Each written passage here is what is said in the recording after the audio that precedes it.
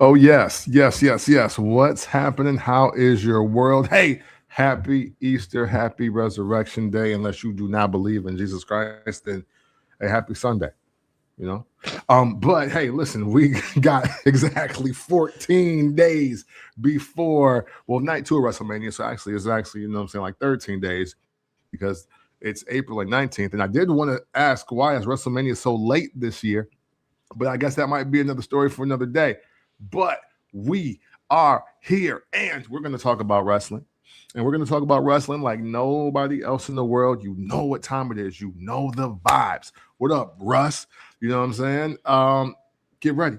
It's time for the first Black Champ podcast. And I am still your podcast intercontinental champion, keeping it real, player in purple. Rest in peace to my grandmother, Camp from the Port. And I am J.R. Bank. Make sure you rate, like, subscribe, download to the Barbershop Network, home of First Black Chat. Make sure you follow us on everything, the FBC POD. And hey, it was this time last year too, because the renewal, the renewal Oh, was the same night as WrestleMania oh yeah. But 1. Yeah. am I tripping?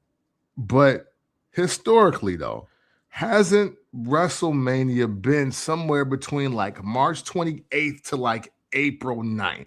Yeah. Am I That, am I that you're right. okay? That you're right. And Russ is right. Right. WrestleMania was originally scheduled to be in New Orleans. Then they Ah, changed it to Vegas, which changed the date. And they're gonna mess around because of the extracurricular activities that's going yeah, on in the Middle East. Say yeah, WrestleMania probably gonna be somewhere else. Shouts yeah. out to you, London. We're looking at you. Right, right, yeah, yeah. That WrestleMania in the Brown country. Nah, Nah, it, nah. it, it ain't maybe 2031, maybe. Maybe And be because the careful wait. because we don't really know what's Hey, about to happen for the next 36 months. I'm just and being we don't real. know what's gonna happen on the next 24 to 48 hours because Yeah. Buddy ass didn't even say he didn't wake up to say Happy Thanksgiving this morning. He said, "Yo, y'all got 48 hours to open up the straight, Yeah. or else all praises due to Allah." Like Yeah. the tweet or the true social post that I saw this Yeah. morning, that looked like what Mike Tyson said Th- before he fought Thank you. Lennox Lewis. Yeah. Yeah. He said, yeah, hey, literally, it's like, yeah, I want your heart. I want to eat your children. Praise be to Allah. And I Right? was like, Yeah. oh, wait, hold on. Wondering if Mike Tyson got a hold of dude's true social account because it was a whole Man, bunch of rumors going about dude's life and man. everything. But yeah, happy Thanksgiving. I mean, excuse me, Oh, Easter. That shows you how. Hey, look, I'm in pain, y'all. I've been in pain since morning. Happy Easter. hey, but you know what? Hey, listen, man. Because of Jesus' return and resurrection, Yeah. we can give thanks. Yeah, You know you what I'm should saying? give This day and thanks. every day. If you believe, give thanks. Yeah, You know what I'm only if saying? you believe. I'm not Yeah, here to only if you. like. Look, if you ain't in the coexist bumper sticker, then hey, whatever. Yeah, shouts out to Jay Ivy. You know what I'm saying? You know? Yeah, yeah, hey, word. Yeah, You know yeah. what I'm saying? This is See day. red. You know what I'm saying? This is day. He out there. He see, real quick on the Jay Ivy thing. See, the reason why I meant to say this on some dude and on I ain't gonna hold you. The reason why I'm concerned because see, it's one thing to do the the street preaching when Mm, it's the dude on Michigan Avenue.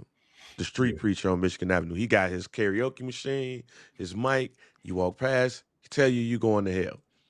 See, the people that I be concerned about is the people with the colorful signs, with the protest mm, signs and stuff. Like the people that you like see all in the time. California and Vegas and after sporting events that Yeah, have like the sections on their yeah. Because a lot protest of time joints. you don't do that in 2 hours. Yeah, them the ones that I'd be like, yo, y'all crazy. Street preacher, hey, I You but know, them people, you know what I'm saying? yeah, That throw the joint dead in your face like you going to hell. Like, brother, I just came out the movie theater. yeah, yeah. No, I get you because the street preacher, he's if you give him some money, he'll probably just be quiet. Other than that, it's like God has a plan for your life. God has a plan for your life. You better not do anything wrong. Hey, looking, I know you're a sinner. You're a sinner. And but it's like, all right, dude, whatever. or Mark Jackson. You know what I'm saying? Like Right. it could be Mark Jackson. But when them people be running around with the colorful signs and shit, and like them the ones that I be looking at crazy. But let's move away from street preaching. Let's move to 1988. Your mama tried to skate. She hit the pole, her titty rolled in 1988. 1988, Okay. I'm still, hey, All that is a right. joint that I used to say back in 1988. Shouts out to me and my cousin Greg, even though we didn't create that. That was one of the joints we used to say in 1988. Let me repeat that again. In 1988, Right. your mama tried to skate. She hit the pole, her titty rolled in 1988. Yeah. 1988 rewatch of the WWF still going on as of before we started recording. A Yeah. couple of things that I want to point out, Camp. WWF in 1988, that might be the year. Mm. That Okay. might have been like the zenith year, that top year. Yeah. And I'm got to get to 89. 88 was a hell of a year. I'm not mad at that. Yeah, so Sean Mooney debuts. You know what I'm Oh, saying? you already sold me now. Yeah, Akeem, the African Dream, he debuts. These Uh-oh. vignettes are very racist. I'll get to that in a second. Powers of Pain as Faces debut is Really? Okay. nowhere in hell they should have debuted as Faces. Not at all. Let me just say that. They don't look happy.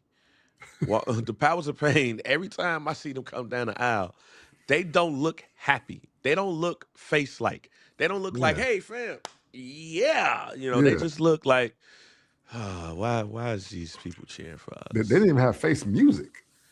No, they did. Did In the they? beginning, Really? yeah, they had that up-tempo Jim Johnston. Bah, ga, boom, ba, ba, ba, da, boom, boom, ga, ba, da, ba, Okay. ga, ba, da, ba, boom, boom, ga, da, ba, da, ba, da, but yeah, the good, Really? Okay. yeah. I When can remember. now, for those who don't know, they turned heel at Survivor Series. It's a Right. double turn. Demolition turns face. Yeah. They turn heel. Takes Mr. Fuji as their manager. But that music, that was pure face music. Yeah. And I'll get to that in a second though. Big Boss Man debuts. And Okay. in the debuting of Big Boss Man, look, Big Boss Man should have never been looked at as a sympathetic figure when Nails whooped his ass Mm-hmm. because he come out the gate tying people up at the turnbuckle, whooping their ass. So Yeah. I don't want to hear that at all. King Hey, Haku, too. I'm sorry. Hold on. No, Let's go let's ahead. put the pen. Let's just rewind Yeah, real go quick ahead. because I don't know about you, but in real time, I did think Nails was a face because hey, listen, because hey, I'm 7 years old in '88. Yeah. I watched the Big Boss Man beat up people. He's handcuffing them and beating them with the nightstick. So I was like, wait, hold up. I'm like, yo, he beating up people. He the police. And I probably wasn't supposed to watch it, but I was privy to do the right thing. You know what I'm saying? From the black elders around we me. was privy to watching a lot of stuff that we wasn't supposed to that involved police violence. Yeah, exactly. So when Nails debut and he start beating up the Big Boss Man, I'm not really sad. And then when his promo is, dude, you wrongfully convicted me. Like, I didn't do the crime that you said I did, and you still beat me and had me arrested and thrown in jail. I was like, wait, yeah, that's wrong. He shouldn't do that. And this is a white dude saying it. I was like, hey, but no, no, the police are bad people. That's when you grow up like me, that might be what you know.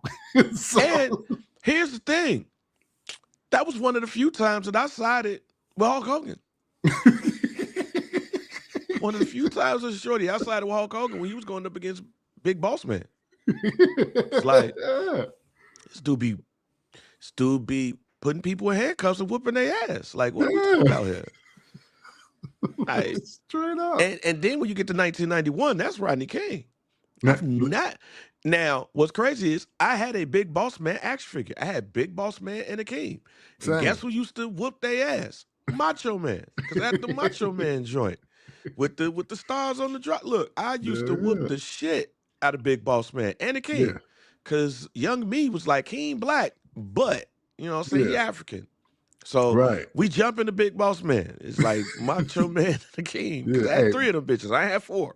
I had yeah. 3. Hey, Big Boss Man was absolutely a jobber in my Yeah. in my room, in Yeah. my house. So Big Boss Man jobs. and when you watch Big Boss Man debut in 1988, he starts off whooping people ass with that nightstick as soon as the match is over with. Yeah. Like hard time my ass. That slick music come on, boom, and then he put them in the corner and Vince McMahon like, oh, what is he doing? And Jesse Body Ventura, he gotta serve hard time, Vince. Like, yeah, so nah, fam. Big Boss Man, even as a face, it's like, hey, Nails whooped your ass, Jack. And now the Mountie, you know, So glad that you brought up the Mountie, because I don't know why. No, because somebody was talking about being electrocuted, and I instantly thought of Piper versus the Mountie and the shockproof. Yeah, the Mountie didn't bother me. The nah, Mountie didn't bother me because, one, he was Canadian, and then 2, he had cattle pride, and I was just like, oh, I'm like, okay, like I kind of want one of those. Like, yeah, it was kind of like, yo, how can I get all of the toys that you had in the 90s? It's like, how can I get my hand on those? So, facts. but there's not, I don't think there was a feud with the Big Boss Man involved that I rooted for the Big Boss Man. That's a great man. That's. I don't know. I think I'm with you. I think I'm with you on that one. I can't think of one, because the one that was supposed to be was Nails. And that one, Yeah.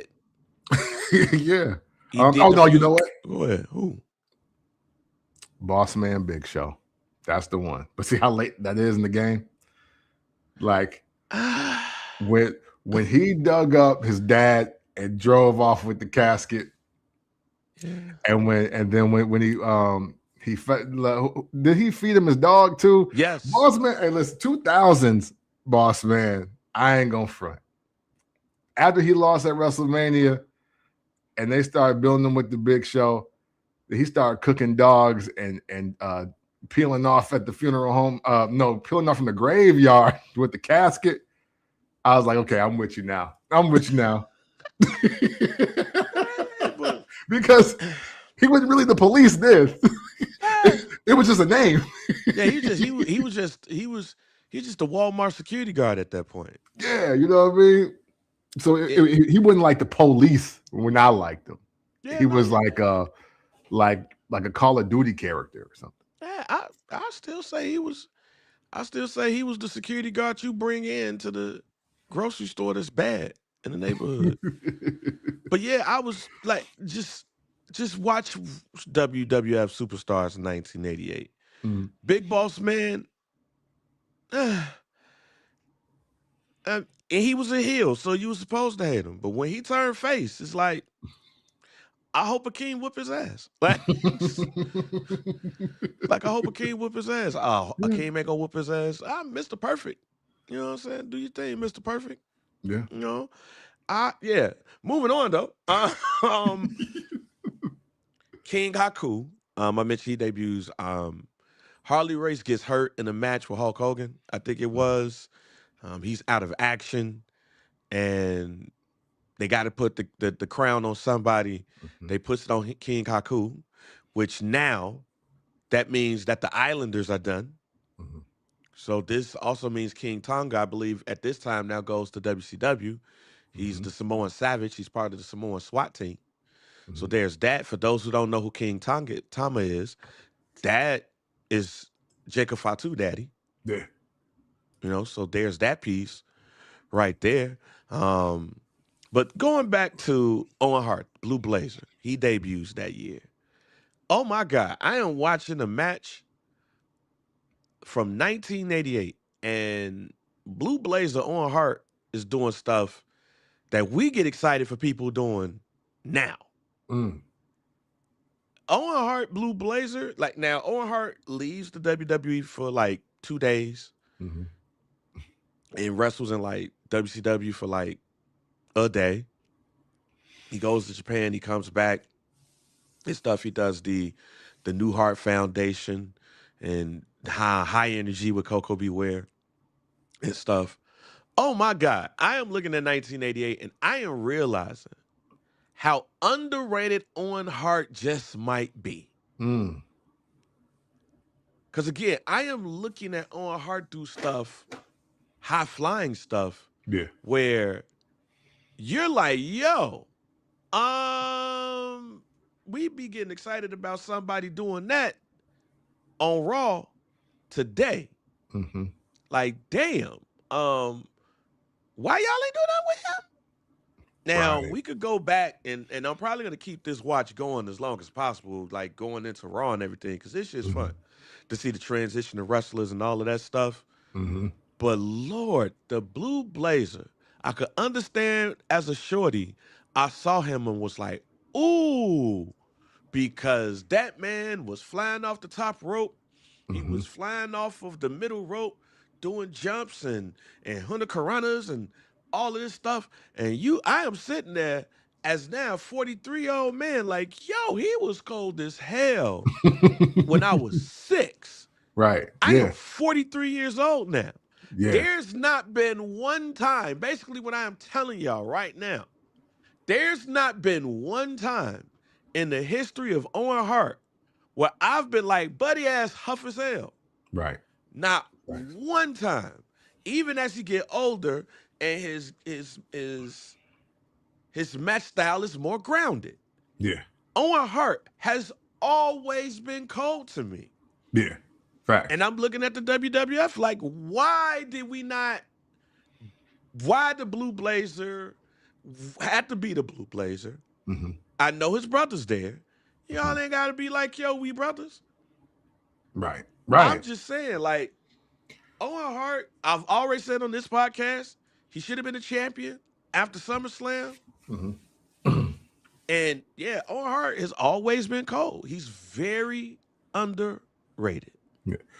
I want to respond to that, but what I got to say is it's gonna bleed into one of the later topics. So I'm just gonna chill.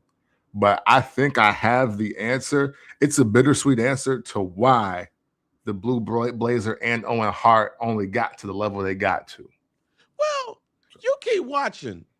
You go through them joints. You really understand. Because this right here this rewatch is making me relearn a lot of stuff that I was watching at the time that I had no idea. Dino Bravo. First of all, Dino Bravo went from black hair to blonde hair. As one. So it was like from like one superstar to another, though, right? Oh, it was definitely like Scott Steiner. Like the day before he was with his brother, and the next night he was with the NWO. He had blonde hair and a blonde goatee. That was Dino Bravo. Strong white dude who was like, yeah, I'm gonna dye my hair. Like good. But we got to put him on the list of terrible finishes. Now, let's go, Frenchie. He just had the side slam. And he tried to put some umph in it, like, You know what I'm saying? and yeah, nah, that shit wasn't hidden. And the crazy thing is, that wasn't hidden for me when I was 6, 7, 8 years old. Yeah. Used to be like, yo, that's it. And it was, again, that's it. As a 43-year-old man. Well, bang. He's so strong that that's all it takes. Yeah, nah, fuck that. Nope. Mm-mm. That man needed the torture wreck, a backbreaker, a bear hug, or something. Belly to belly somebody. You know, people wasn't belly to belly in 1988. Facts. The belly to belly is one of the most underrated suplexes, in my personal opinion. Yes, or you know, not the sidewalk slam, but you know the joint that Arn Anderson do. Oh yeah, the spine buster. Yeah, he could have did the spine buster. True. But that sidewalk slam shit, he could have kept that. $1 Million Man is about to buy Hercules. now that I do remember off the rip, because I was like, yo, this I think I watched that when I rewatched that when we first started the show. And I was like, wow, that's really racist now that I know that his last name was Hernandez. Yeah. I was like, yo, this racist as hell that I know that his last name is Hernandez. Like, wow. And he was so taken aback. Like, Bobby, what you doing, fam? What we doing? Why? And $1 Million Man sold it. Like, oh man, hey man, prized possession. Like, what? Yo. Oh, wow, Vince McMahon, what is it with you and buying minorities, Jack? What? Hey, right. Like, Hey, facts. Yo. yeah, like, whoa. And managers did run the WWF. Every time somebody debuted, you was like, yo, who you going with? Mhm. Like Slick had like 2 tag teams on him. The Rougeau brothers went from Rougeau to Fabulous Rougeau brothers. And they Yeah. was like, hey, we got an announcement next week because we love living in America. And then the next week, they was like, yo, our new manager is Jimmy Hart. Jimmy Hart was like, yo, we can only have 1 tag team, so Hart Foundation, y'all fired. It's like, wait a minute, what? And the Hart Foundation was mad. They was like, wait a minute, what? Like, what are we doing here? Like, how It's we like, get yo, fired for them? right. And it's 1988. So you know they want to call them all types of slurs. Oh, Because they from facts. Canada. They from Quebec. So they want to call them all types of slurs. Yeah. And they didn't. You definitely the other F word in '88. Yeah. When white people don't like you. Oh, you can tell they want the. That's the only time in this time where I was like, they ain't gonna say nothing that's out of whack here. Maybe because they all was cool, but Right. Hart Foundation, I felt like there was a couple of slurs. Hey, Jimmy Hart, why you let us go because of this slur and choose these slurs Right. over us? Right. So they had their back and forth.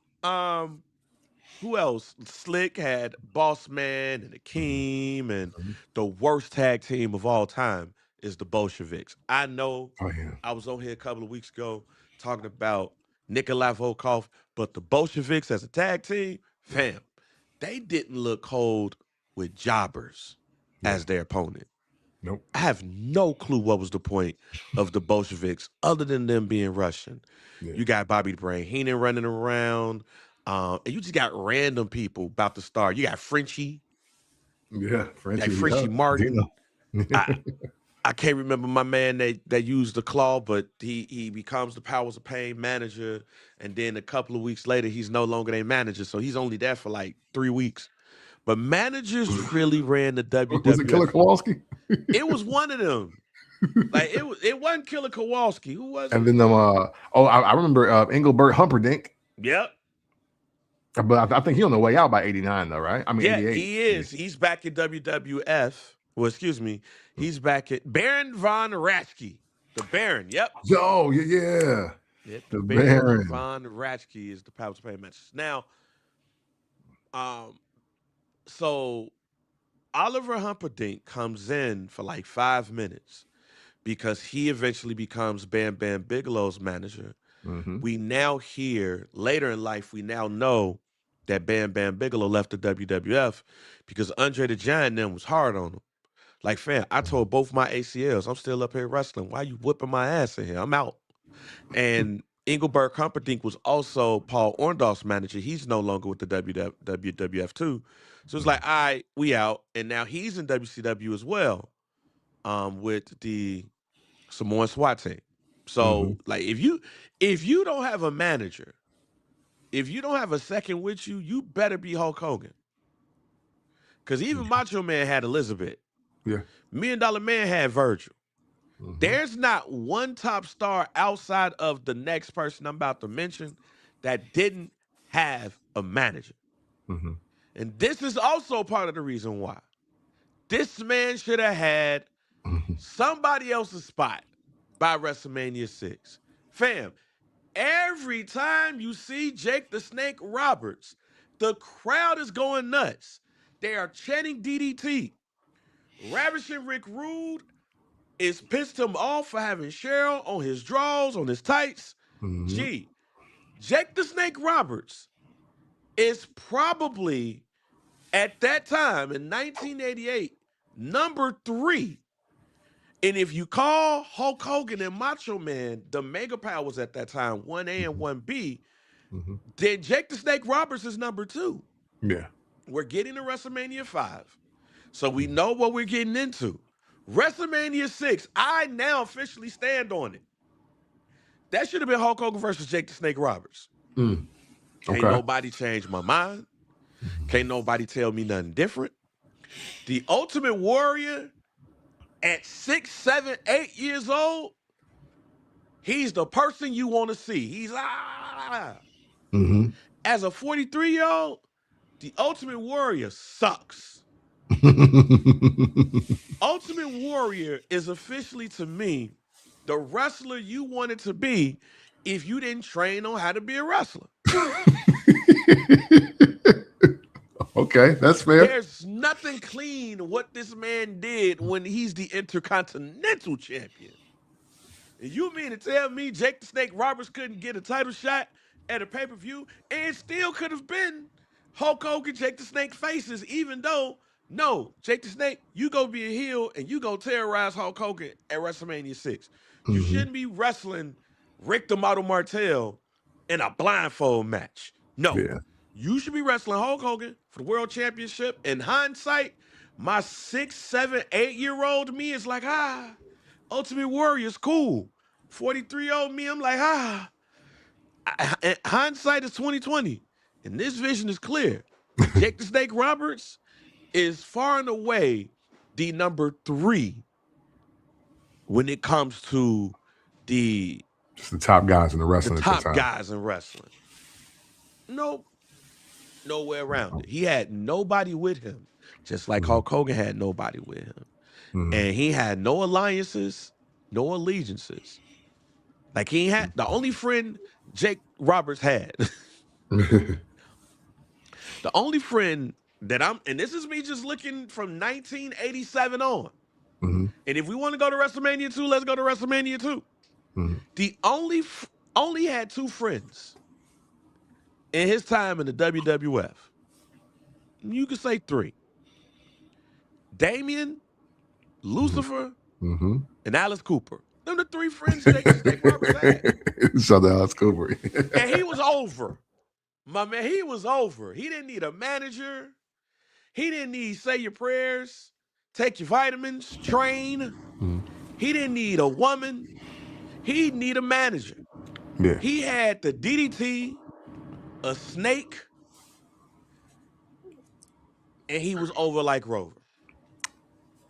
I love what you're saying here because even as we go back in time and we talk about some of the greatest promo guys in wrestling, right? Because that's a big part of getting yourself over. I don't think anybody does it purposefully. I don't think we do it purposefully. But there needs to be more conversations about how Jake the Snake Roberts, without the physique, without the manager, without the woman, he had a snake in a bag. He had a python in a bag, and yet he's probably should have been in his prime. And however you want to start the years off, you can. He's in the top 5 of just guys with a mic, period. Because even Ric Flair started with J.J. Dillon. You know what I mean? Like, and he was bouncing off of Tully, and he was bouncing off of Arn, like for the Horseman run that is. But we never talk about how, Jake the Snake Roberts, again, prototypically, he's not the guy that Vince McMahon wants. He's not. But he is doing everything that he wants Brutus the Barber Beefcake to do. Everything that he wishes the Ultimate Warrior could do. Hey, what he's hoping that Bret Hart and Shawn Michaels are going to do 5 years later. Like he's hoping Jake the Snake Roberts is literally doing that. And we do have to put a lot of more respect on Jake Roberts' name. I think that what you're watching, especially with your adult eyes and ears and just comprehension, is like, yo, no, this is a wrestling superstar here. Like, why? Why am I watching the superstar do in this environment doing this? Yeah. We got to put more respect on Jake Roberts' name. Mm-hmm. All right, y'all. I know what a lot of y'all came to listen to this pod for. I teased it a little bit yesterday. With that being said, quick hit. Let me tell you guys a story. On Friday, Good Friday, Blessed Good Friday. I took a nap. I want to say I woke up at around 7:05 and was like, oh, they supposed to be announcing who was calling Randy Orton on SmackDown. I wonder who that could be. Cause even though we don't need it, I wonder who could be filling Randall Keith Orton's head up. So when I wake up, grab my iPad, put it on SmackDown, I'm so out of it that I'm like, yo, who is this white dude jumping on Cody Rhodes? Cody Rhodes is getting jumped by Randy Orton and somebody. I was that tired, Camp. I couldn't figure it out. And then I see them walking off, and I was like, that ain't who I think it is. I go on social media, and the internet wrestling community is like, huh? This who we waited for? You mean to tell me that Pat McAfee was the guy calling Randy Orton? Yeah, man. Pat? Oh, we need some context here. Yeah. We need some context here. But apparently, the context is that Pat McAfee feels that Cody Rhodes is the reason why ratings are down. Pat McAfee feels that Cody Rhodes is bringing down the company.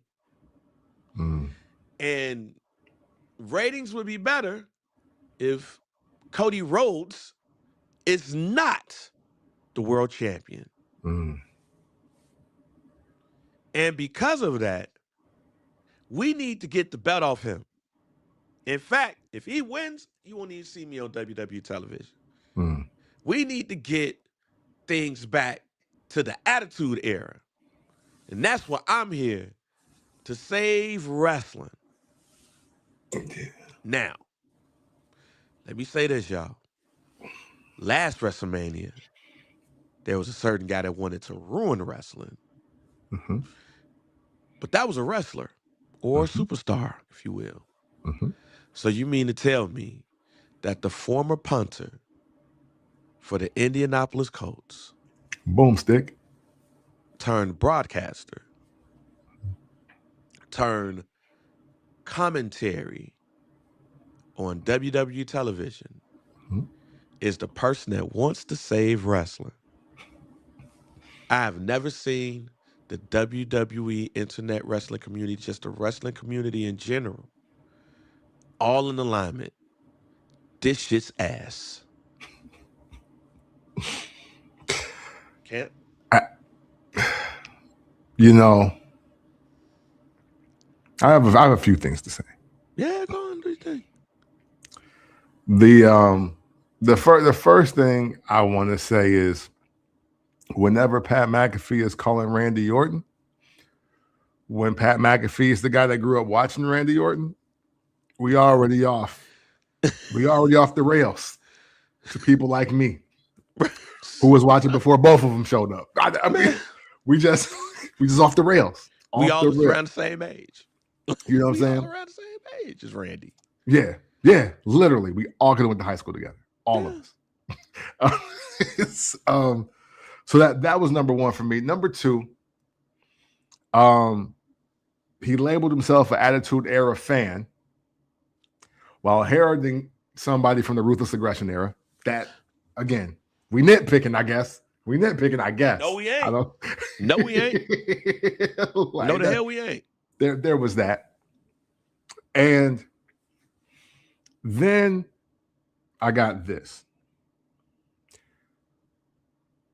Pat McAfee's promo, in a vacuum, I like it. I love the promo if he's being booked in the match with Carmelo Hayes and Sami Zayn for the U.S. title, because they both caught strays along with Dragunov in this promo. Yeah.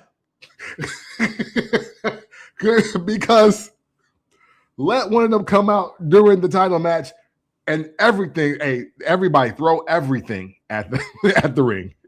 If a 5'5" guy doing flips or he comes out during the Orton Rhodes match at WrestleMania. So man, and then for me, again, because we love storytelling. We are storytellers. We haven't only told stories in just podcast format. We've told stories through music and everything in our time here, well over 20 years now. And even though I won't front, I'd probably be like, but then maybe not. I would have rather Triple H been on the phone.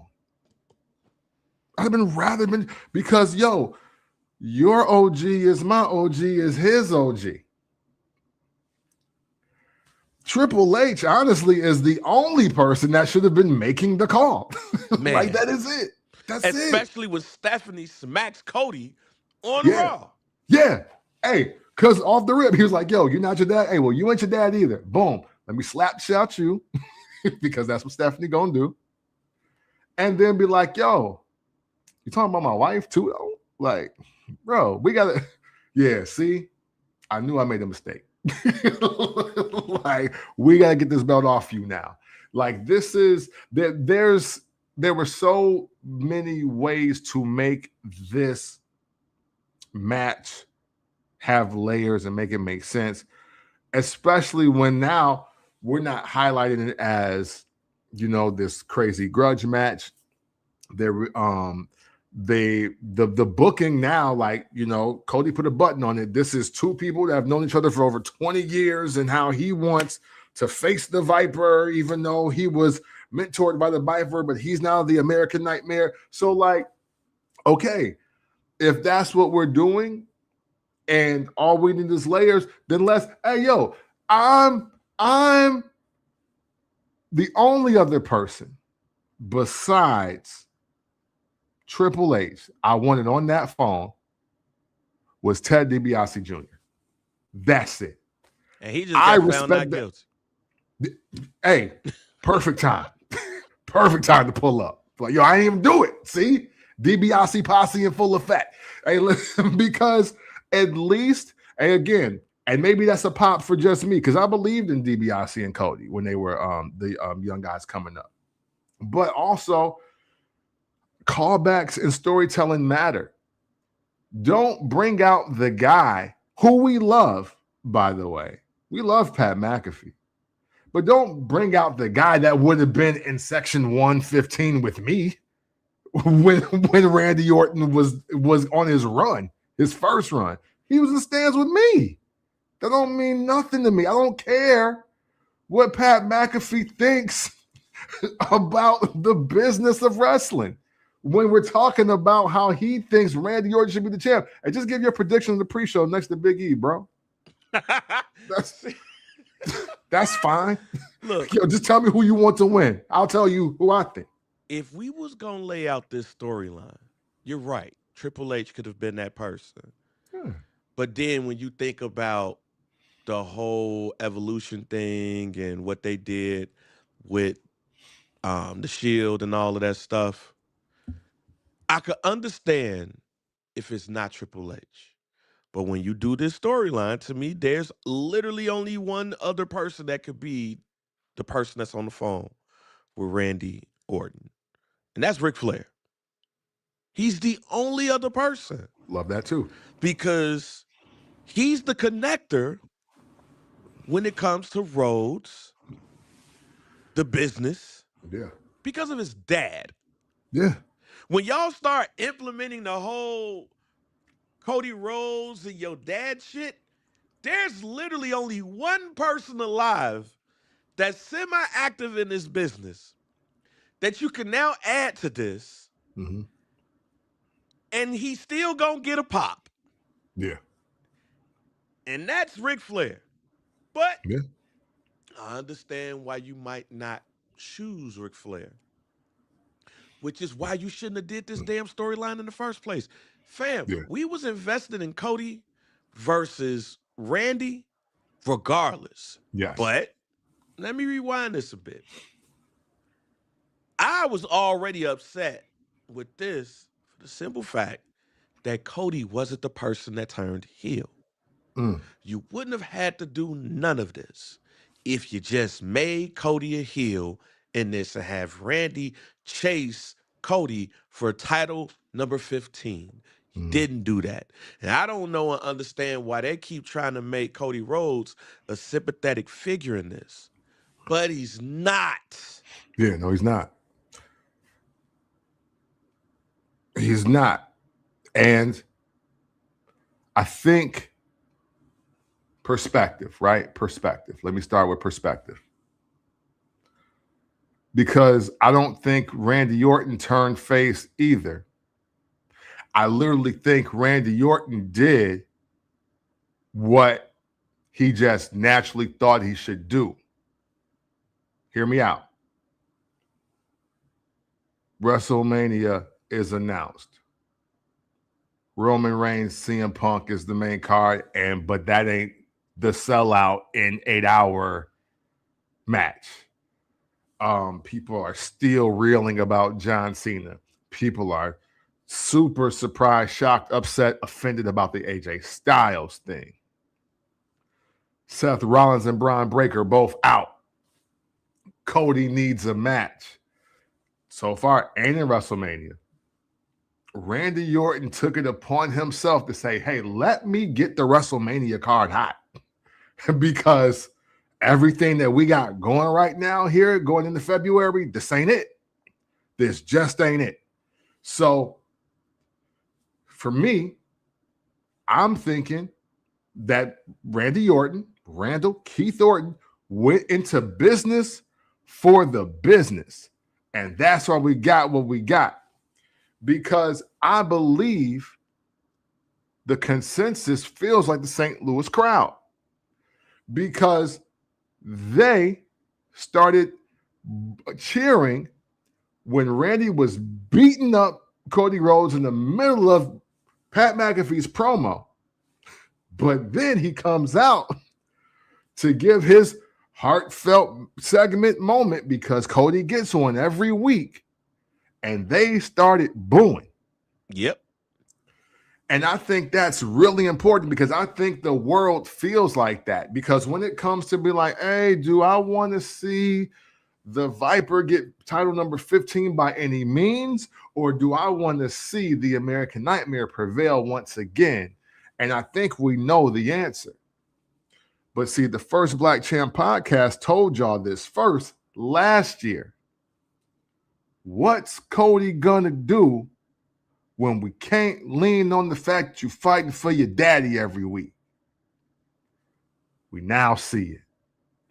And we don't want to see it at the same time. So here we are. There's no way to make Cody a heel before stripping him of everything. Because again, screw your legacy right now. We don't care we care who your dad is, but we don't care about your dad right now. Dog, that was so 2024 of you. We're done here. Take that belt off of you.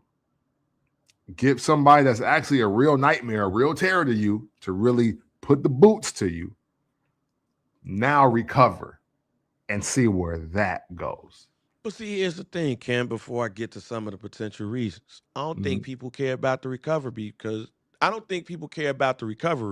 because then it'd be too Rocky Four-ish. As I mentioned before, I am tired of Rocky Four Cody Rhodes. I am tired of you can't win Cody Rhodes. I am tired of try hard Cody Rhodes. And I believe that the internet wrestling community is tired of that too. And you're right. Perfect storyline is I ain't my daddy. And that's why it has been time for Cody Rhodes to be the bad guy. And this is Orton then chasing the person that he taught to get title number 15. And did he teach him everything? You don't need Pat McAfee for that Right. if Cody Rhodes is a heel. But you continue to try to make Cody Rhodes a sympathetic figure. And there's no sympathy for Cody Yeah. at this point because the character has run stale. Yeah. And even Cody knows it. Because if you listen to that promo, he basically told Pat McAfee, Ari Emanuel, TKO to kiss my ass. Mm-hmm. Now, why do I bring that up? According to reports, this change is the product of TKO higher ups overruling the WWE creative team. Mm. This ain't a Triple H thing. And Mm. I can tell this ain't a Triple H thing. Now, For sure. this ain't that. Yeah. No. This is a Ari Emanuel TKO thing.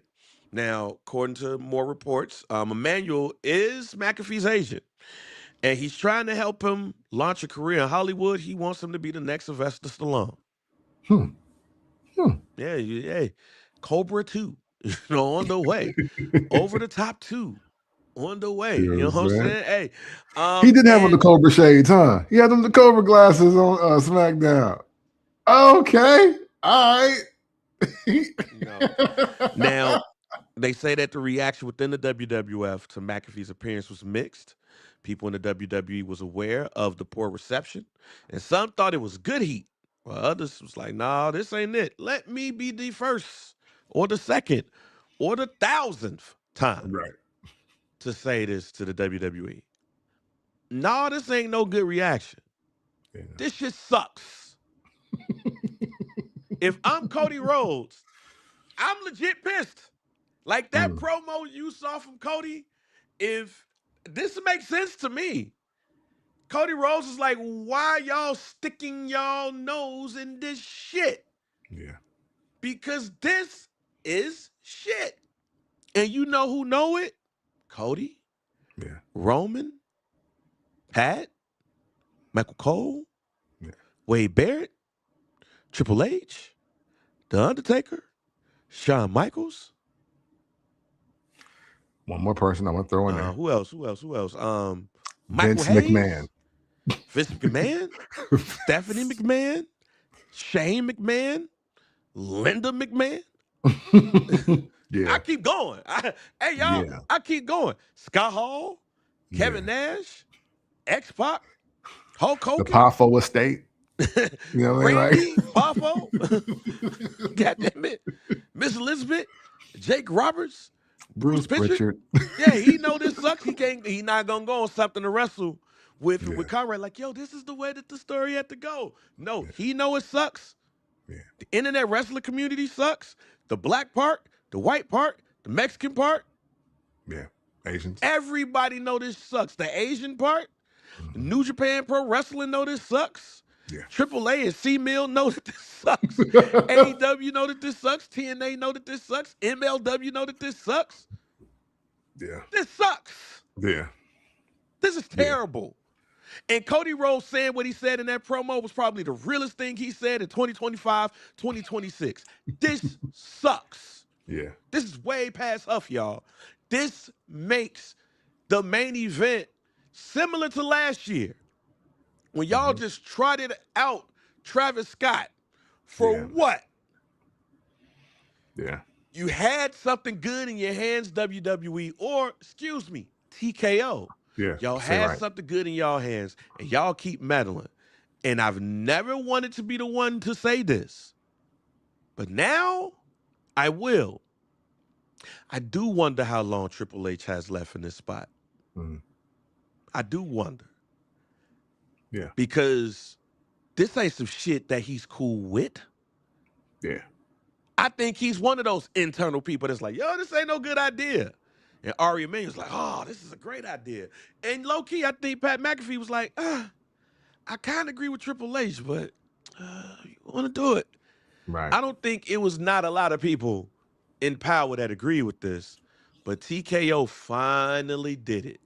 Mm-hmm. They finally inserted themselves in the match part of when it comes to the WWE.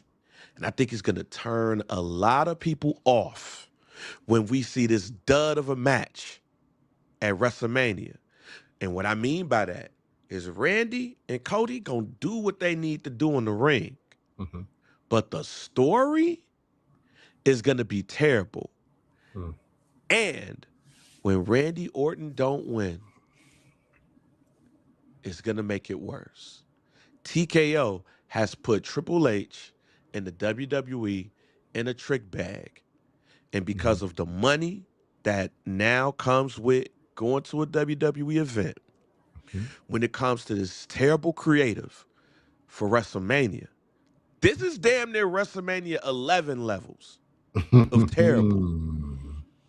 And when it comes to the fact that you now are blatantly seeing Ari Emanuel get involved in the wrestling, Yeah. if I am AEW, I am like, hey. Yeah. Hey. I'm rubbing my hands like the $1 Million Man on Superstars on Saturday morning at 12 o'clock. Yeah. Yeah, man. There's levels to bad. And it's kind of time to get into my guarantee on this note, because I'm glad you said all of that. Because I guarantee that TKO, just as a company, is abandoning wrestling fans because they're trying to treat us like we're combat sports fans. That's the problem here. Because nobody that's watched wrestling for 10 years would have picked this. Nobody. And I mean, you could have taken a kid that had been watching from 6 to 16 and they wouldn't have done that. I literally mean on the lowest level, just as a kid that like one of your sons. Matter of fact, because Trey's the oldest. Yep. You put Trey's been watching wrestling literally his whole life. You give him 2 more years, or you ask him right now, he would not have done it. And he may love all 3 of them. He might love Randy, Cody, and Pat. And he was like, but still, that don't make sense to do this. And, again, the NFL has their stories, right? UFC has the stories, Bellator, Strike Force. There's always story and saga in sports because it's good versus evil. It's the best team versus the worst team. It's rivalry since college or high school. It's all of that. And we get that. And a lot of what wrestling does, pro wrestling does, is rooted in that. But there is cinema involved in wrestling. There's psychology at a higher level, unless you're talking about playbooks. There is just callbacks. There is the aspect of knowing that, we don't, like, season to season, the top guys can stay the top guys, but that's why we tuning in. There is no, the mid-market team better not win, or this is going to feel like this. It's like, no. Randy Orton there, we there. Cody's there, we there. And the thing that I am starting to even just feel from the programming is that they want the hard-hitting action. They want the, best athletes in the world competing, but they're not in the business of selling wrestling at all. And a part of selling wrestling is selling story that makes sense to people that watch. Damn near. Listen, even though WrestleMania is the second biggest casual sports fan event in the world, with one being the Super Bowl, let's not deny it. The majority of us that react, that talk, and that get the casual people going, it's not y'all posters. It's not y'all wasting the ad space on your social media platforms. No, it's the real fans talking about WrestleMania. We are the #1 promotional tool for WrestleMania. The Super Bowl sells itself.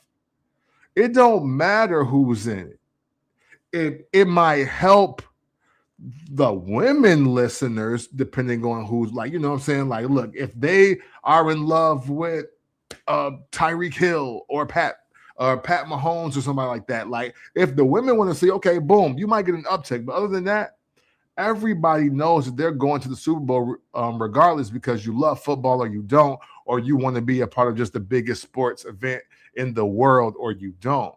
WrestleMania is a little different.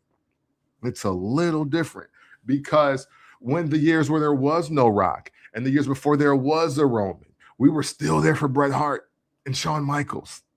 We were still there because Ric Flair was going to wrestle again, or because Hulk Hogan returned, or because The Undertaker still ain't lost yet. Like these are wrestling stories that get legs because of wrestling fans. What TKO is doing right now is not giving wrestling fans anything to talk about, at least not glowingly. So that is the fear that I kind of felt could happen, but I didn't think it happened this fast. And my guarantee again is that TKO is abandoning wrestling fans because they're trying to treat us like combat sports fans. And that could spell danger for the rest of 2026 and beyond if somebody that really loves wrestling and really knows wrestling doesn't get themselves in that boardroom and start talking. Russ just put up in the chat that TKO only cares about names that could bring money. Mm-hmm. Russ, I'm going to disagree with you. They care about who brings money, but I don't think they care about names. Name the biggest star in the UFC right now. Ooh. He loses. I would say Adesanya. name the casual. Name the name that the casual fan is like, yo, about to go watch the UFC to watch this person. Hey, wildly enough, they probably still saying Conor McGregor because the Roadhouse reboot is. Every name that you gonna name is somebody that is past their prime. Mm-hmm. Even the person you just named is past this prime. But people's watching because they was like, yo, he might still got it.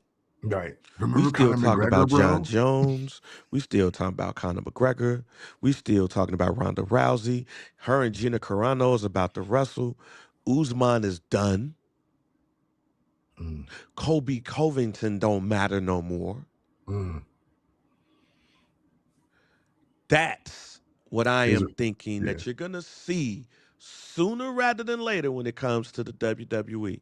Because look at what the WWE is paying their wrestlers and look at what the UFC is paying their fighters. Yeah. Shit, if I'm Usman, I'm like, yo, how can I go get this Roman Reigns money? Yeah. But you can't unless you over there. Yeah. That's what I think the WWE is headed to. Because all of these folks that we know that we came up with in the ruthless aggression era, and in some cases, the attitude era, are all over their 40s. Yeah. Yeah, it is time for the Trick Williams and the Obafemis and the Javon Evans and all of them.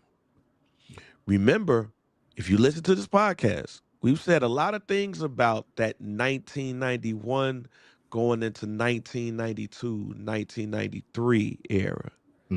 Oh, we getting close to that. Yeah. Y'all, some of y'all be hella part-time. But we got to start getting younger. And we don't need a lot of these big names until these major events. And that's when they could trot out The Undertaker. That's when they could trot out Triple H. That's when they could trot out Cody Rhodes, CM Punk, The Undertaker, Shawn Michaels, whose documentary is coming up, I think at the end of next week, which I can't wait. Yeah. He's going to be on 7 p.m. in Brooklyn. I love 7 p.m. in Brooklyn. I can't Really? wait for that episode. So Wow. So they're in full steam ahead with this promo for Shawn Michaels' his documentary Documentary. on Peacock. I want to see the downfall. I can't wait to see that part. I want to know how bad was it for Shawn Michaels. Like, people say you was a dick. How bad were you? And I Yeah. want to see if he says, "Hey, I was out here. I'm lucky to be alive right now." But I think that's what we're going to, fam. I said a couple of weeks ago on this podcast, I'll end this part of the show with this. It has been time for us to stop blaming Triple H and the WWE. Mm-hmm. It is easy to do that because that's the easiest thing to do because that's what we know. Mm-hmm. Ladies and gentlemen, all TKO has done with this WrestleMania shit that's going on is show that they are the WWE right now. They run the WWE right now. This is a TKO product. And it feels like to me, this WrestleMania is officially going to be the first TKO product. We remember a couple of years ago, Yeah. everybody was trying out Triple H. Triple H ass. Somebody, this is a Triple H era. Yeah. Stephanie, welcome to the Triple H era. Ladies and gentlemen, welcome to the TKO era. Yeah. Yeah. And now that whole Triple H era sounds like, yeah, man, hey, yo, about what you and your wife was saying. We bought this from your dad. No, wait, I'm sorry. We bought this from your father-in-law, bro. I don't think you get how this goes. Welcome to the TKO era. Yeah. When y'all start talking about the WWE sucks, say TKO sucks. Because this is their WrestleMania. And there's some good and bad in it. Who do you see on TV all the damn time now? Trick Williams. Yeah. Who are we fanning over? Obafemi. Obafemi got the kids now. You saw Jay Cargill on the Joe Budden podcast? They play Hulk Hogan, I'm a Real American. And she was like, oh, hell no. Hey, whoa. Play Booker T or something. Don't play that. I gotta see that. Oh, yeah, don't play that. Yeah, Joe Budden hit the peer. I am a real man. She's like, whoa. It's like, what you doing? Like, oh, you ain't watched since '87. You was rapping. I get you. And she named a lot of African Americans. She put them over. Nice. But Jay Cargill. Yeah.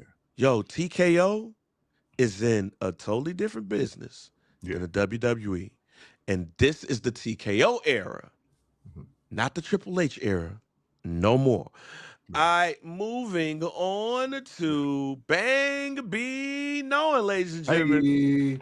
Hey. Bang Be Knowing, ladies and gentlemen. I told y'all, I found 2 gummies and 2 upstairs. I'm definitely going to get involved with that. But I told y'all, Camp was mad a little bit when I said this a couple of weeks ago. He said, man, it better not be. I said, wait till WrestleMania. Yeah, that's true enough. The rapper gonna be with Trick Williams. He's gonna be with him. Camp was like, it better not. He don't need no rapper. And I'm with you. He on ESPN with the white fur and the lemon pepper steppers, the white pants and the abs and the lisp. Yeah. But you know what they said? You know what TKO said? You need a rapper. You need a rapper with you. And out of all of the rappers, bruh, they said, hey, you know who always in the stands? We can just go ask him real quick. Hey, somebody pull Lil Yachty out the stands. Let's go have a conversation.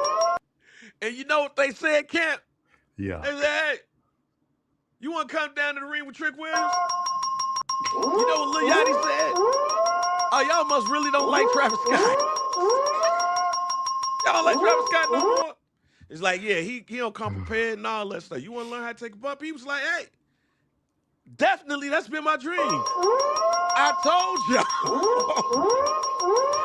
weeks ago. Told y'all. Trick Williams gonna have a rapper by his side. Hey, Bo did great. I was just about to say that, Don. He was not bad at all. Now get to his comments. Because I really, truly believe that Lil Yachty is a wrestling fan. And he gonna take this shit seriously. He might not be Bad Bunny. He might not be Logan Paul. Mm-hmm. But he gonna take this seriously because I feel like he got the same dream as us. Hey, we'd love to do that. But a lot of y'all was like, yo, Trick got that aura to do it by himself. I told y'all niggas. And if we hear a remix version of Whoop That Trick with Lil Yachty on it at WrestleMania.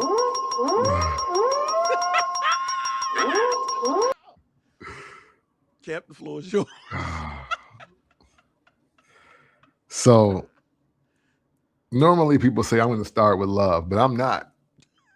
I'm going to start with disgust and maybe even a little bit of hate. I don't want to see rappers in wrestling anymore. I don't want to see them anymore. I don't know if it's because they look like dorks and doofuses to me. I don't know if it's because their actual speaking voices suck. But there was a time where I couldn't wait for rap and wrestling to collide in a certain way. And unfortunately, outside of John Cena's theme music, literally Run DMC doing the D-Generation X Kings of Rock remix is still the pinnacle of anything hip-hop and wrestling coming together. Nothing's beat it for me. Sorry. Don't care. Don't care what y'all about to name, because the King of Rock remix of D-Generation X's music with Rev Run doing his verse, wow, Triple H is feverishly X-chopping in the video. It's still the illest thing I've ever seen. It don't get harder than that. Pause if necessary. And with that said,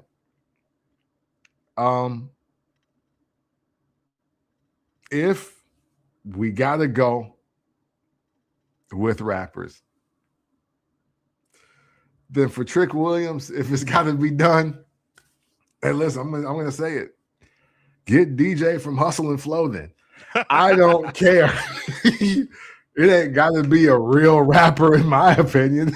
Like, get Terrence Howard out there with the do-rag and the white girl and Taraji, and they come out there and rep for Trick. I'm over way more with that, because then I'm like, ooh, will DJ Paul and Juicy J be seen together for the first time since Versus? I'm here for that. So now let me just be respectful. I don't like Lil Yachty's voice, but he did a pretty good job. Yeah. That didn't make me want to see anything that Trick Williams is about to do at WrestleMania anymore or less, but he did a good job. It was pimp and assistant pimp. How high? Hey, you know what I'm saying? Not a nan nother. You know? And then, because at first he was pissing me off, because I'm like, yo, you talking when a real wrestler talking. But I was like, oh, wait, this the how high bit. Never mind. like y'all doing the how high bits. I get it. Okay. Because y'all both like that age. Like, that's like y'all Friday. I get it. But man, nah. Like, just nah. I don't we literally, nobody needs this but probably Lil Yachty. If there was a need, because Sami Zayn obviously doesn't need this. No. Trick Williams, for wrestling fans, does not need this. Not at all. When did we start fulfilling the boyhood dreams of fans? And when do I sign up? Like, What are we doing? Like, hey, anybody that's just been a fan for years can get a moment now. Hey, then shoot us the email and let us sign up and let us do what we want to do next year. If that's the vibe, I'm not watching that. I am not watching that. But yeah, hey, listen, if all the boyhood dreams are being fulfilled now, I mean, I know I'll be 45 this year, but hey, shoot, Jelly Roll 41. Like y'all got him on regular matches. Former gangster disciple Jelly Roll. We will only put that here.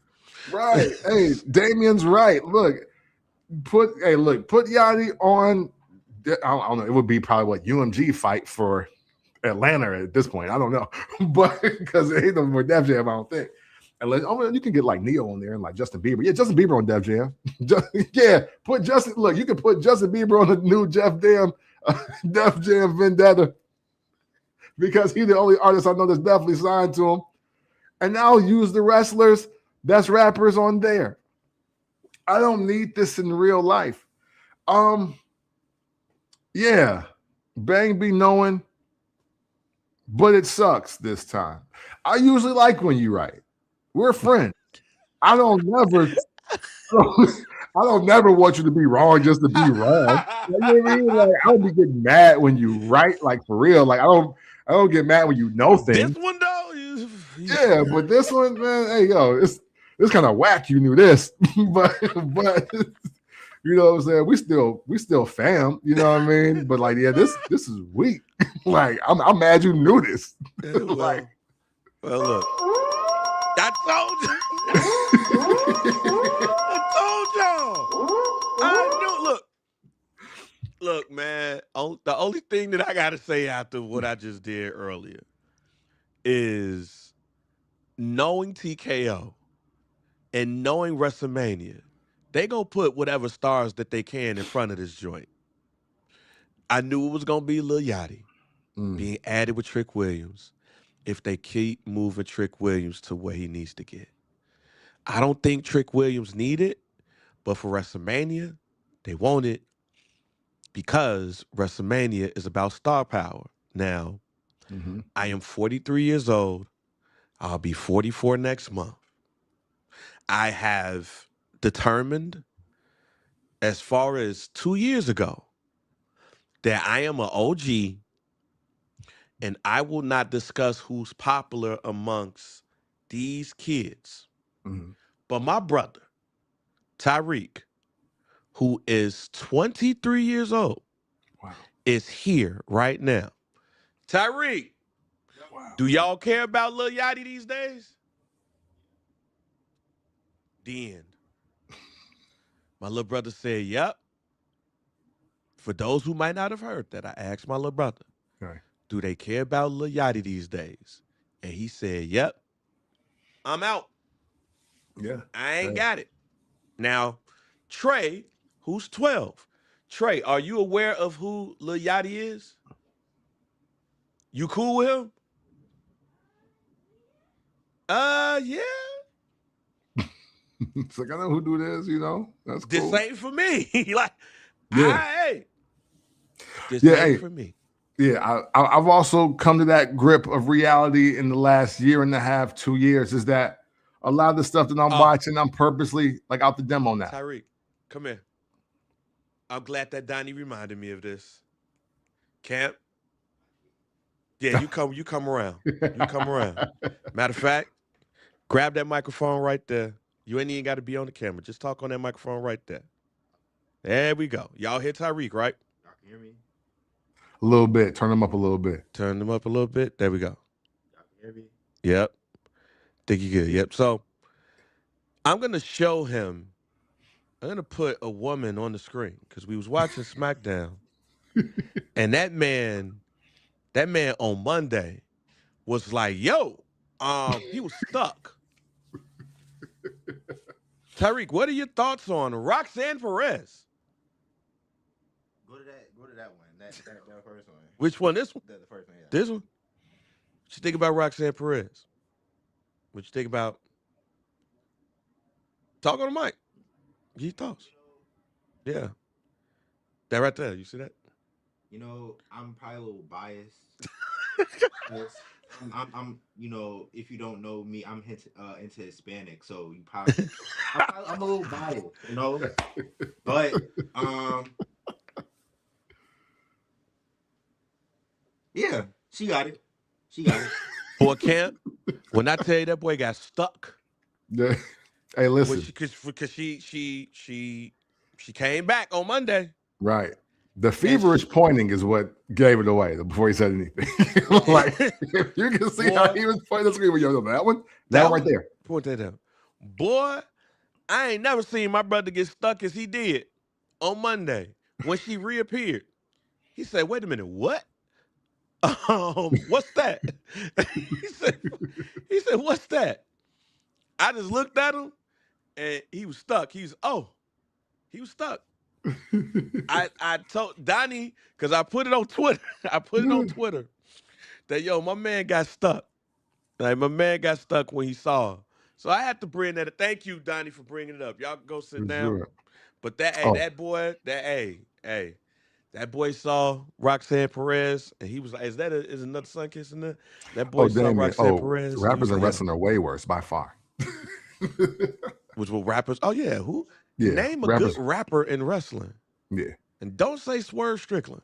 yeah. I was gonna say like the best is probably a little scrappy because he's actually taking it serious on the independent circuit. Yeah, You know, like the other like of course we remember like Lawrence Taylor and Walter Payton and things like that, but the other wrestlers, I mean the other football players in wrestling are like JBL and Roman Reigns and The Rock.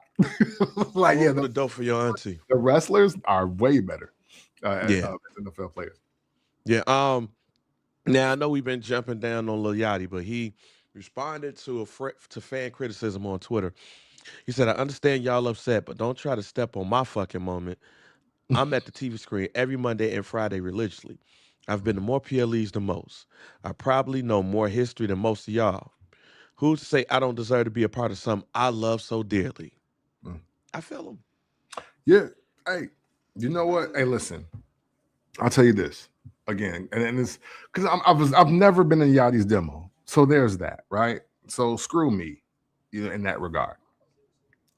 But I've watched the offset botch of introducing Charlotte Flair. We've watched Travis Scott.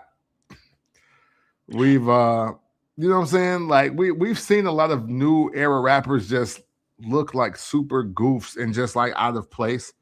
At least Yachty was prepared to cut a promo. And as a fan, as a real fan of wrestling, what more could you ask for? I think I think what's happening for him is dope. And the thing is, what's so wild is you can't just do it with any wrestler. You can't just do it with any wrestler because it literally doesn't it doesn't really hit the same. Like he's too big of a star to put him with, like, as an example, like a Carmelo Hayes. Right. You know what I'm saying? So you do got to put him with somebody that's box office that's right now because the heat check don't have to be as real. Um, but yeah, so I won't slander him because at least what he was doing made more sense than what Pat McAfee doing the exact same show. Look, I know we messing around, but hey, look, anybody that gets a dream like this, hey man, I rock with it and everything. Like I said, it's not like he did a bad job. Yeah. I just wanted everybody to know that in the words of Lil Boosie's daughter, I told y'all niggas. I told y'all niggas, you know what I'm saying? Yeah, sure. Sure. Before we get into Do We Care, and this a part of B, this will be part of Do We Care.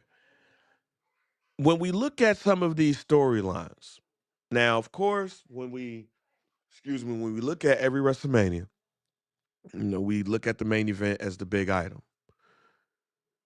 but we look forward to mid-card storylines to help fill the day. So let's get into Do We Care? A favorite segment of mine here on First Black Champion, yours too. For sure. So before we get into the mid-cards, CM Punk and Roman Reigns, they fighting now. They ain't wasting no time. Like, CM Punk ain't got to talk for about 7 to 10 minutes and say some big ass words and talk about Roman Reigns, and Roman Reigns ain't got to call him Phil, and nobody got to call each other Joe. Yeah. They got right to it. And CM Punk reigned supreme in Madison Square Garden. Have we increased our care of Roman Reigns versus CM Punk? I don't think so. I'm gonna say no, only because this match just is what it is. I don't think I don't know. Just that there's never been a time where I've just really been dying to see CM Punk versus Roman Reigns. I just haven't been. This is not a the contrast of styles, the personalities, it's just none of it for me is like, yeah, I gotta see this. It's just not must see. And that don't mean that neither one of them aren't superstars and neither one of them aren't great. It's just that everybody just ain't meant to be great together. It's literally, it could be the equivalent to being like, hey, did you ever want to see Brian Pillman versus Booker T? Nah, hell no. But I love both of them. But why should they wrestle each other? Yeah, well, let's just say I'm almost at caring. Okay. Because now they're getting to it. We got 2 weeks though, but they getting to it. And I like the fact that they got to it. And it was just those two. I like the way that Madison Square Garden ended, because now it's, all right, fam, you do need your cousins, don't you? You do need your cousins. Right. Because you whoop CM Punk ass with your cousins, with the cousins. This week, at the Mecca, you got your ass beat. So that made me go, oh, okay. Now, I ain't there yet, but y'all in the right direction. And the good point that you're making, because New York is a home game for Roman Reigns for some reason, and has been for years. Bingo. So I'm like, oh, okay. I'm almost there to Karen, but let's go to Stephanie Vaquer and Liv Morgan. They get into it. Do we care?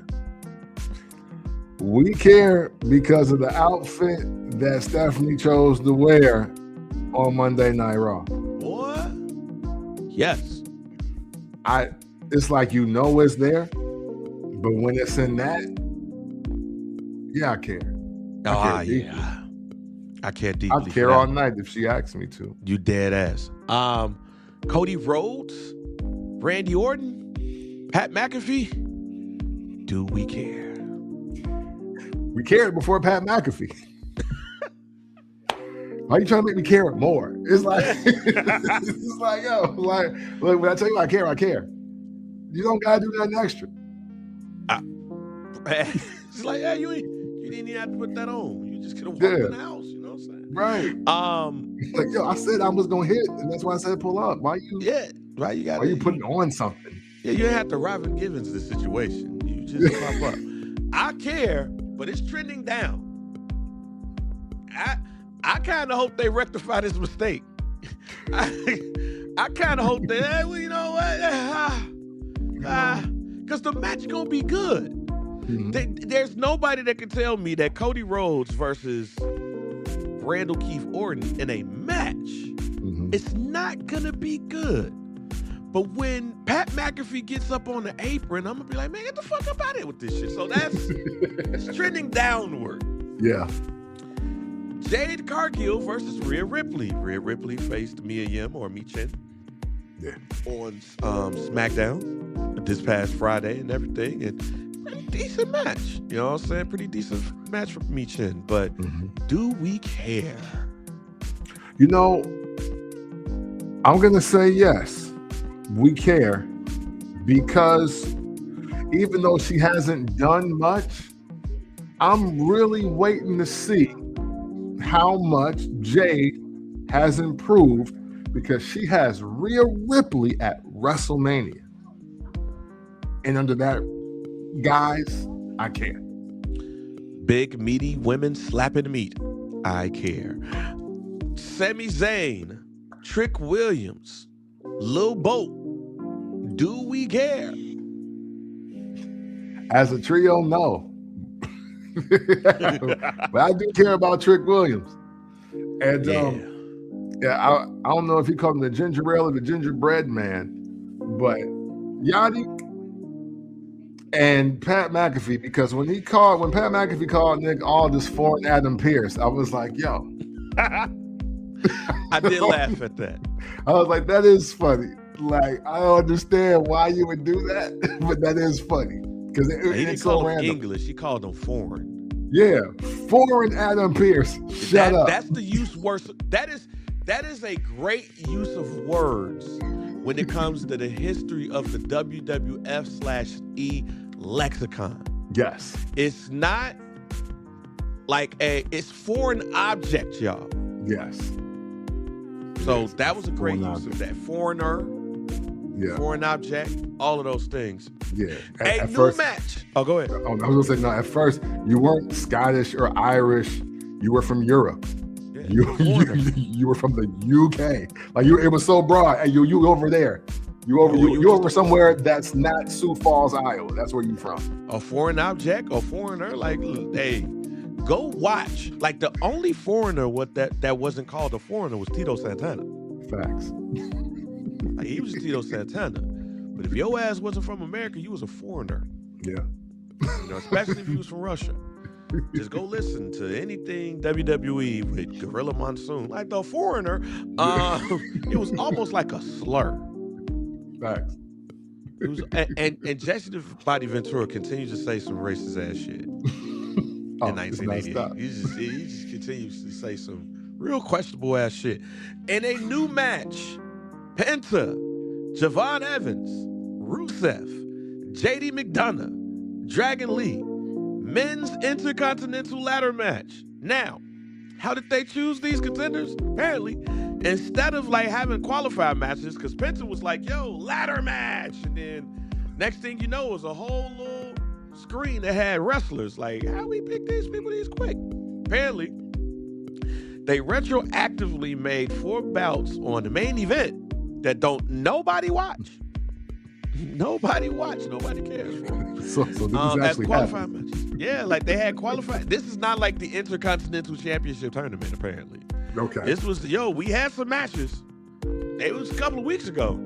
So we just gonna pick those winners. So, you know what? Hey, did you wrestle like on March 27th? You won, right? You win. You win. I'll go first. I care. I see Druss. God damn. And the catering.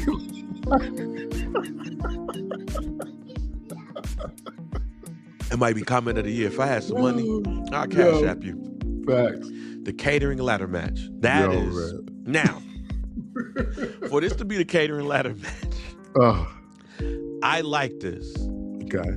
For 3 reasons. Rusev. Because the Rusev Day pop gonna be tremendous. Okay. We gonna get a Rusev Day pop. And it's gonna be nostalgic. We're gonna like it. Dragon Lee getting thrown into some shit. And Javon Evans. He's gonna get to do some spectacular shit off of a ladder. Outside of that, I don't really care. Because you didn't make me care. Because you had these matches 10 weeks ago on main event. If we would have had qualifying matches, I probably would have cared. But I don't. I care if the result is Javon Evans as the Intercontinental Champion. That's the only way I care. Because now this is the catering ladder match. I side with Russ. And out of every name you mentioned, the only person I want to see walking out with the title is him. Yeah. So my care is pending.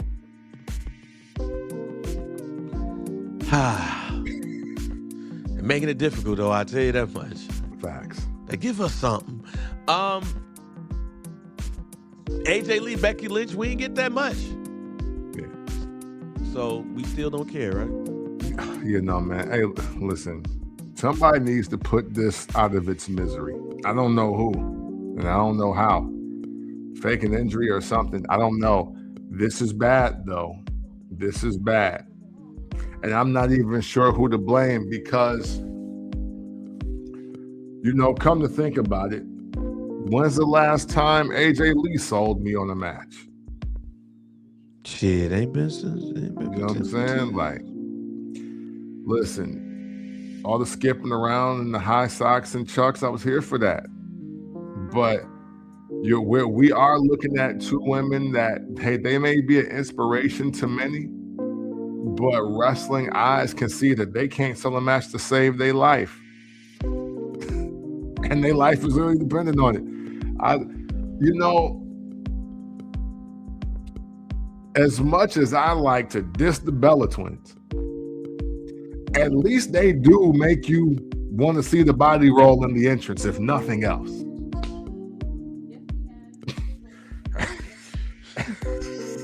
Hey, listen. Yo, Nikki is gonna do that bum ass leg drop, but them legs gonna be dropping, and I'm here for that. Oh man, let me chill. It's Sunday. Jesus was resurrected today. Let me chill. The Ten Commandments come back on today.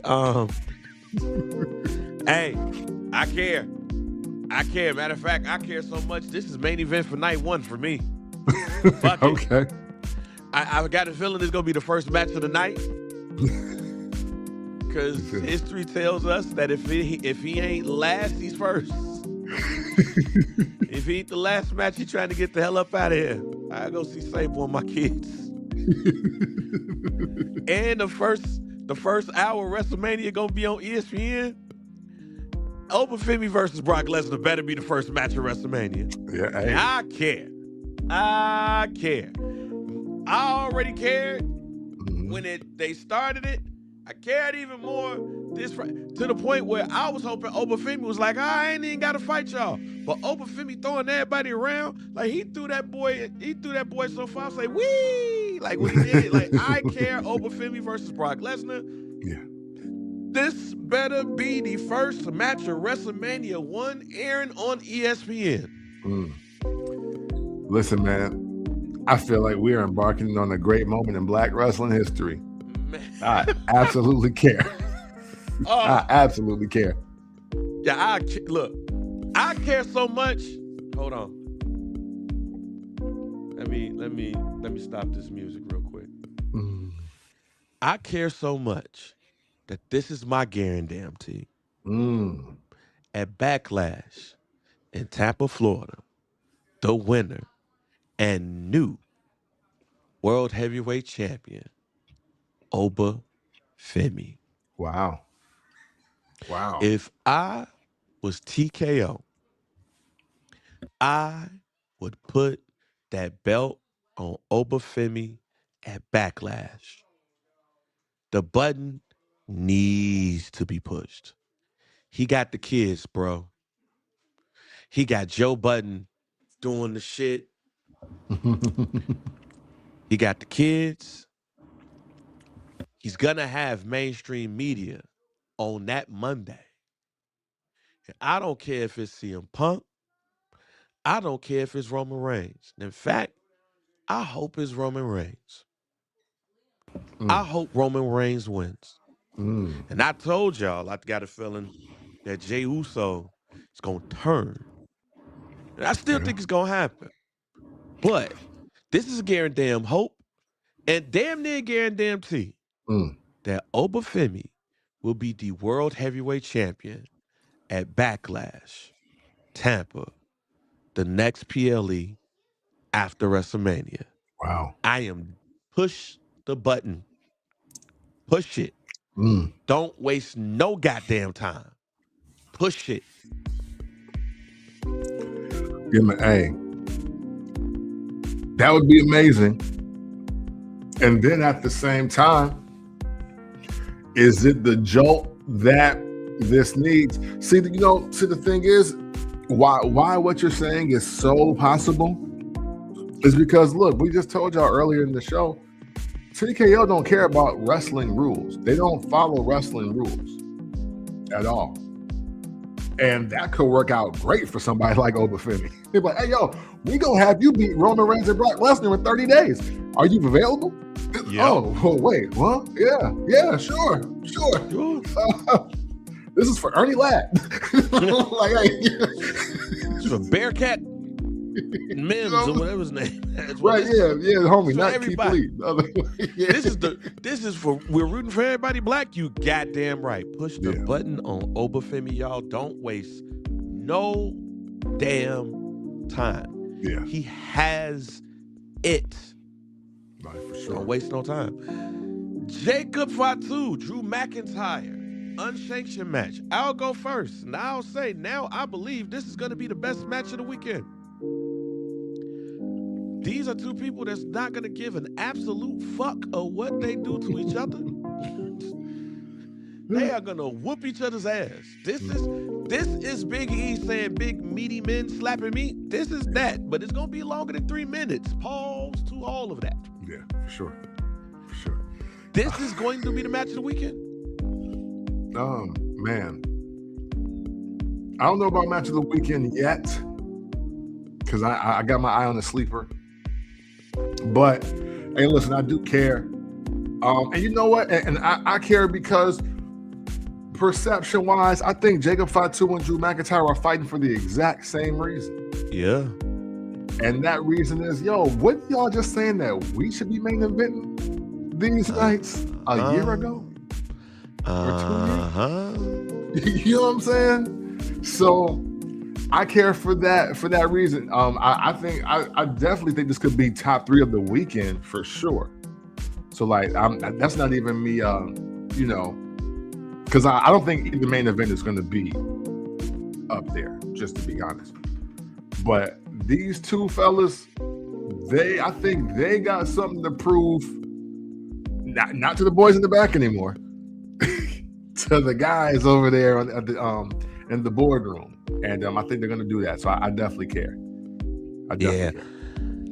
Here we go, y'all. You seen it in the comments. We seen it in the comments. And I am saying right now, hold on, because Donnie said that I got to do it. So here's another one of those moments, ladies and gentlemen.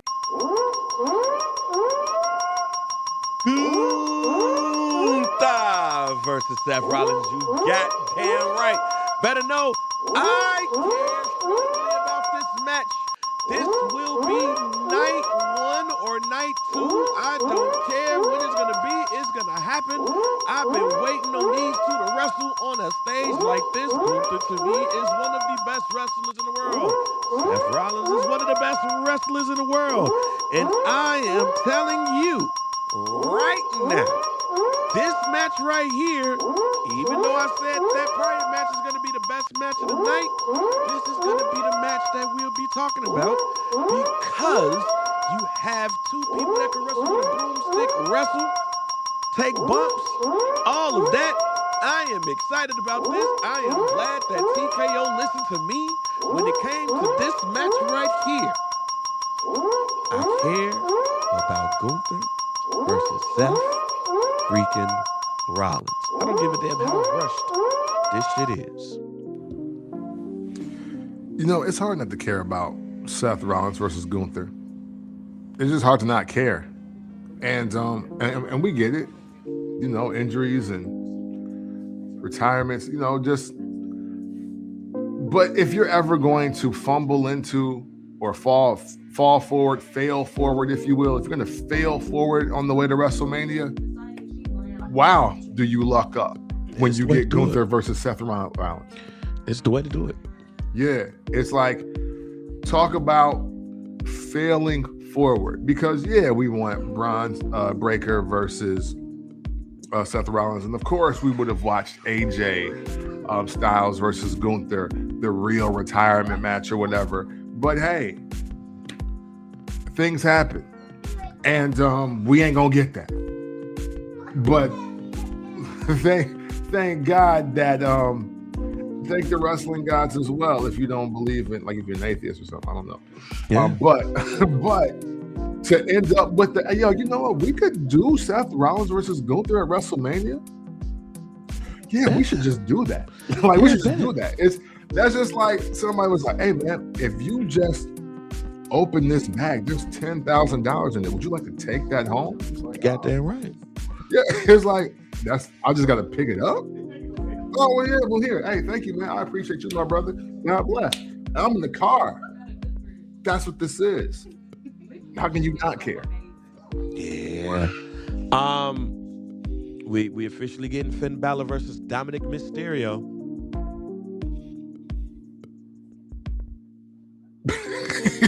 I guess you don't give a damn. I care. I care. Mm-hmm. I think this is gonna be a great match. Mm-hmm. I think this is more of a foregone conclusion, more than anything. It's like, this is like, I care about this match. It's just like, I don't think they needed to do everything they did to get to it.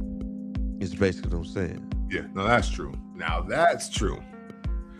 I would have rather preferred that Finn Balor destroyed the Judgment Day than the Judgment Day destroying him. Right. Especially with all the members that he ended up picking. There you go. I would have rather cared at that point. For the Women's Tag Team Championship, Nia Jax and Lash Legend, the Irresistible Forces, versus Alexa Bliss and Charlotte Flair, Lyra Valkyria and Bayley, and the Bella Twins. Listen, I want to be able to hold Bayley like Lash Legend does every week. We care. But we care for part of this match. I love Lash Legend and Nia Jax are my favorite tag team. If we were to do the 50 greatest tag teams in WWE again, they'd be number like 7 right now. A potential match. The Usos and LA Knight versus Logan Paul, Austin Theory, and Show Speed. Yeah, I don't care. There we go. Yeah. Well, and they did a lot to book that match too. They did a lot to just book that. But did you see LA Knight go to Show Speed house and throw him into the C screen? No. Oh, you got to that will make you care. Let me just say that will make you care, because that shit was hilarious. Like, he browbeat that man, and then he was just like, "Fuck it," and he just threw him into the camera on his wall. I care for that reason. Because that shit was hilarious. Like, that's up there with Bianca Belair going over old girl house and whooping her ass. Like, it's up there with that. It is up there with that. A bonus, do we care? Chris Jericho ain't coming to the WWE, y'all. He came back on April Fool's Day to AEW. So it looks like Gunther ain't gonna be retiring him. Do we care for Chris Jericho in AEW? Hey, now that's the Chris Jericho I like, so I care. I care. Hey, listen, I still believe that a lot of his greatest moments were not in WWE. Hey, they were in WCW.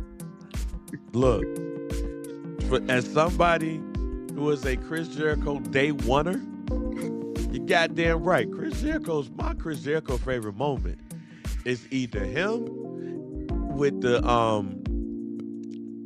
my 2 favorite Chris Jericho moments is either him as Slamboree making fun of all of the luchadors, or him with the computer sheet with the 1,004 holds.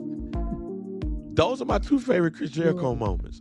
If we want to add the Goldberg talking shit, him bringing Rufus, like, nah, fam. Chris Jericho he's one of my top 5 favorite wrestlers of all time. You will never hear me say too much bad shit about Chris Jericho. So Chris Jericho coming back to AEW on April Fool's Day, no, I thought that shit was hilarious. Hey, but listen. yeah, Chris Jericho got some great WWE moments, of course. But to me, him at Slamboree, nah, fam. And then, and I think WCW is where he first kicked off calling dude Chris Benoit. Yep. And I was like, yo, wait. I was like, they dude name. Chris Benoit. I say, yo, man, boy. Chris Jericho, look. Hey, Chris Jericho needs to be put in all the Hall of Fames. Oh, final Do We Care is the final Do We Care here. Apparently, $1 Million Man Ted DiBiase feeling good. He feeling good after Ted Jr. got found not guilty on taking them state funds. Now he like Dennis Rodman don't belong in the WWE Hall of Fame. It shouldn't even be a celebrity ring.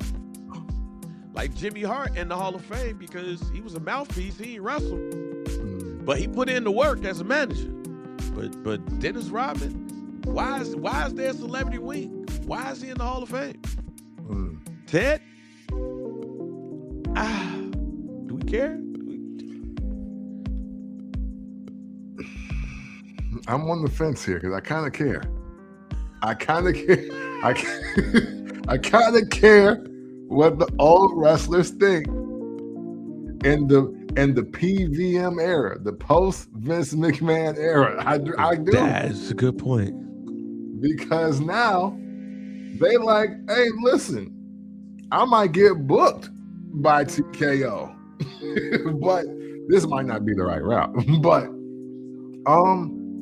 you know what? I felt another reason why I'm on the fence about caring because I felt like this when they said Pete Rose was going to be in there. I was like, for what? For getting Tombstone? Like, that's why he in the Hall of Fame? Like, he a victim. So, like, you know what I mean? So, I kind of feel it. At least Dennis Rodman hit somebody with the diamond cutter. He did. He hit somebody with the diamond cutter. He hit somebody with the chair. In fact, look, I don't mind Dennis Rodman being in there. Because my man said, forget practice. I'm going to be on Raw. Nitro. Hey, and that's reason enough. That's reason enough. I'm like, yo, you have a chance to win another title, bro. What are you doing? I'll be on Nitro, fam. Hey, look, they put Drew Carey in there for being scared. Yeah, Dennis Rodman can be in there. Yeah, look. I don't agree with him on the celebrity stance. It is clear it is a celebrity wing. We know what they in there for. But you're right.